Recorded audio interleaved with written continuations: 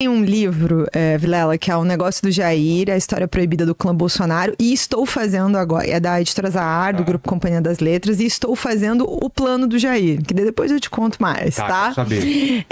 Mas no Negócio do Jair, eu conto um pouco, por exemplo, eu investiguei o patrimônio da família Bolsonaro, né? Assim, já tem quase 8 anos que eu faço a cobertura, de um modo geral, do Bolsonaro. E aí, começou com a questão do patrimônio, que assim, concretamente feito com dinheiro público desviado, a partir dos gabinetes da família. Isso dinheiro vivo, né? Dinheiro vivo. Eles pegavam dinheiro dos funcionários, depois compravam imóveis, casas, terrenos, pagavam boletos de plano de saúde, enfim, tudo que você puder, tudo que a família Bolsonaro podia, eles pagam com dinheiro em espécie. E aí, assim, uma fonte que foi fundamental, porque você estava falando sobre a dificuldade... A gente sabia ali, você via indícios de que existiam muitos funcionários fantasmas e e histórias de que esse esquema existia. Isso eu tô falando assim, 2018, tá? Ano da eleição. Mas provar, não adianta só saber, não adianta só ter fofoquinha. Ou ter alguém de testemunho, não adianta, né? Não, até porque tem uma coisa sobre você, assim, a responsabilidade, né? Quando você acusa, o ônus é seu, você tem que provar a acusação.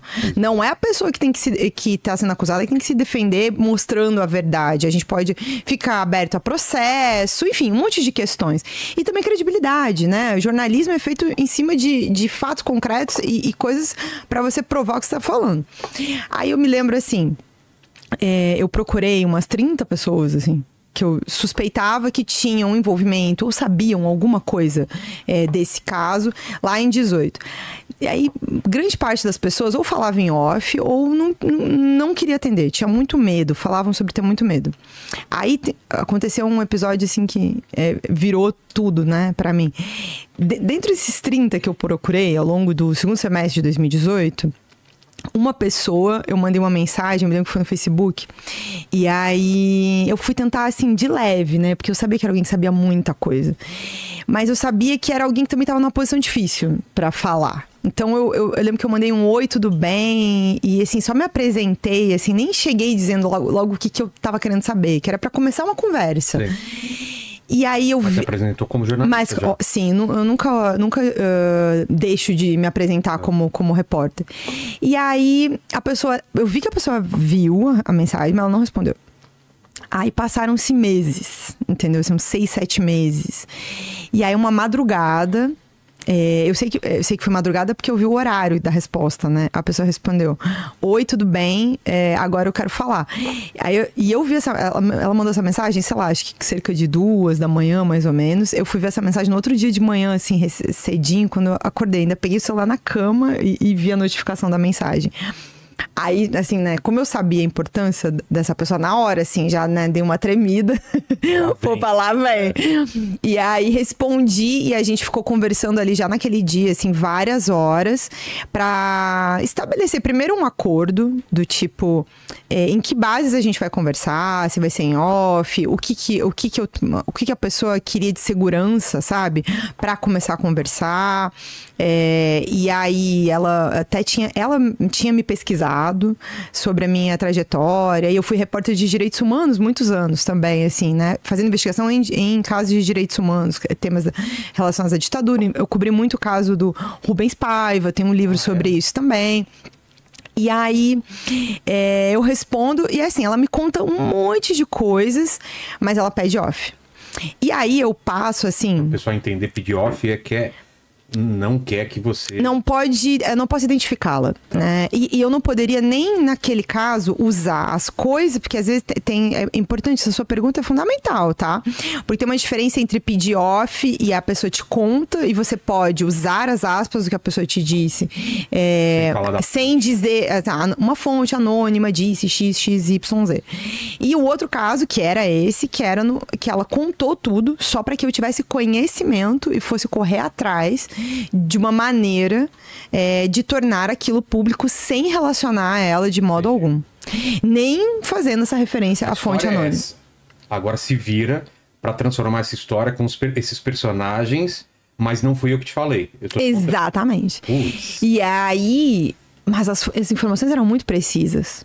E eu sabia de algum jeito onde começar. Você não pode, por exemplo, claro. Foi tal pessoa e dane-se. Não. Não, inclusive, isso é base, né, para jornalismo investigativo. Assim, o sigilo da fonte é constitucional. A gente que é jornalista tem direito, assim, se eu for intimada, sei lá, por um juiz que seja pelo Xandão. Quem foi sua fonte? Tá? Eu não posso dizer. E eu tenho esse direito. É um direito do jornalista. Pela segurança da pessoa e pela minha segurança também. Então, assim, é uma questão ética, mas também é uma questão legal. Claro. Então, é muito importante e precisa ser respeitado.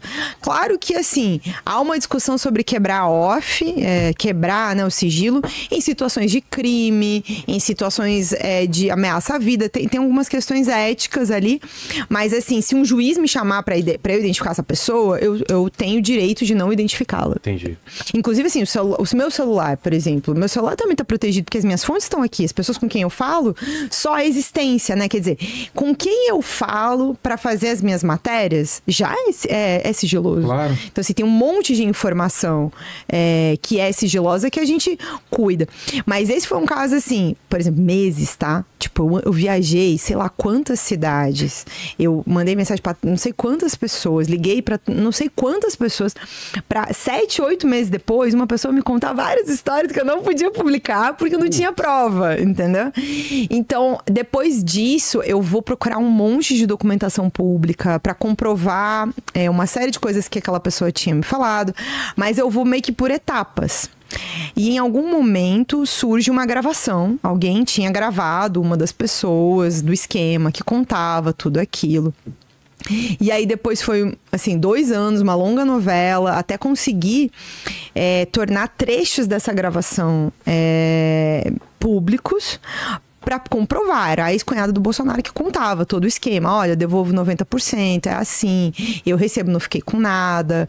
Fui funcionária fantasma há 20 anos. O meu irmão também era. E, enfim, ela meio que conta a história inteira, de algum jeito. Até hoje eu guardo o sigilo dessa fonte. No filme que é, no caso do Watergate, nos Estados Unidos, é muito conhecido o Garganta Profunda, né? Que era um agente da CIA que dava as informações para um jornalista do Washington Post.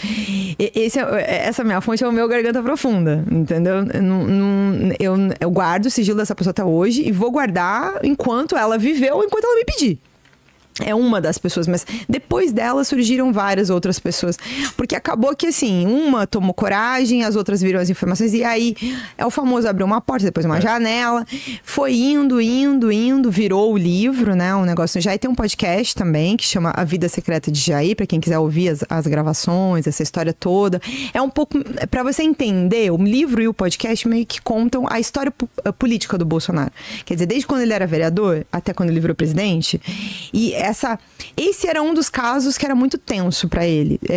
Ao longo do mandato, então ele vai aparelhar várias instituições do Estado para tentar impedir que essa investigação andasse, que o filho dele, né, o Flávio Bolsonaro, fosse processado realmente. E eles conseguiram, de certa maneira, barrar esse caso. Mas só que não era só sobre o Flávio, né? Pegava toda a família. E aí é meio que nessa esteira que começa a surgir também o plano golpista. Porque eles precisavam continuar no poder.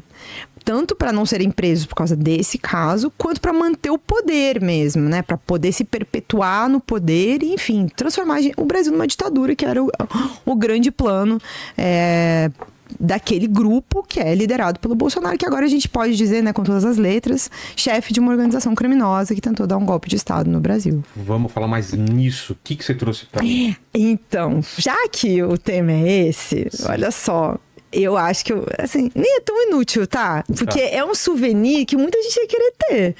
Olha só, eu te trouxe as credenciais de imprensa que a gente usou pra entrar na sala pra cobrir o julgamento. Eram as entradas do Xandão Palusa, tá? Deixa eu ver aqui. Então, assim, a gente tinha que pegar uma dessa todo dia. Eu tinha que chegar lá, só tinha 80 dessa aqui pra você entrar na sala, tá? E como que era feita a escolha? A gente já tem, quem cobre o Supremo, você tem um pré-credenciamento. Então, as nossas equipes, os veículos de imprensa, mandavam os nomes.